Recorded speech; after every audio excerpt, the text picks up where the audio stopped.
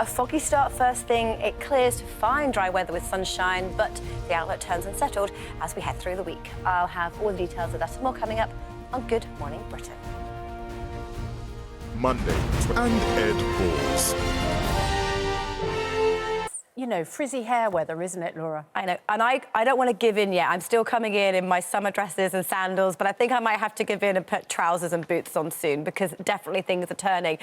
No football chat from me.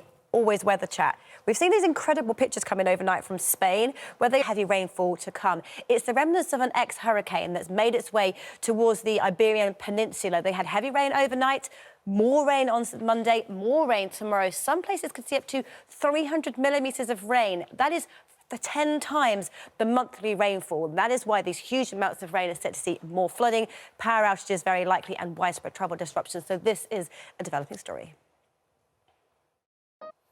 The weather for us is reasonably settled. High pressure sits through southern areas, but weather fronts this week queuing up to affect northern areas. So low pressure north of the UK will spill weather fronts through Scotland and Northern Ireland for most of the week, but for England and Wales it stays fine and dry. But with clear skies and light winds, it also means we have...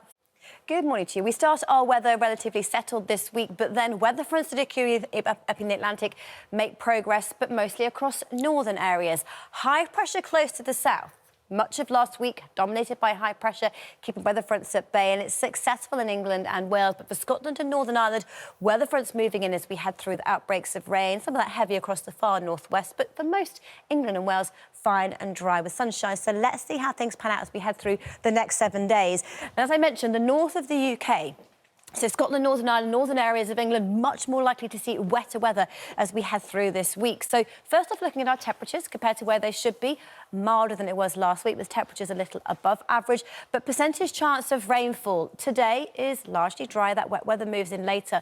But for the rest of the week, with weather fronts moving in, we have cloud, we have rain, and some of that rain is heavy, and we're likely to see the risk of warnings being issued later on this week. Fortunes further south for England and Wales. I think the first thing you'll notice is it is looking much drier. But we start with our temperatures first of all. Temperatures sit above average. Last week we were average or below, so feeling a little warmer in that sunshine.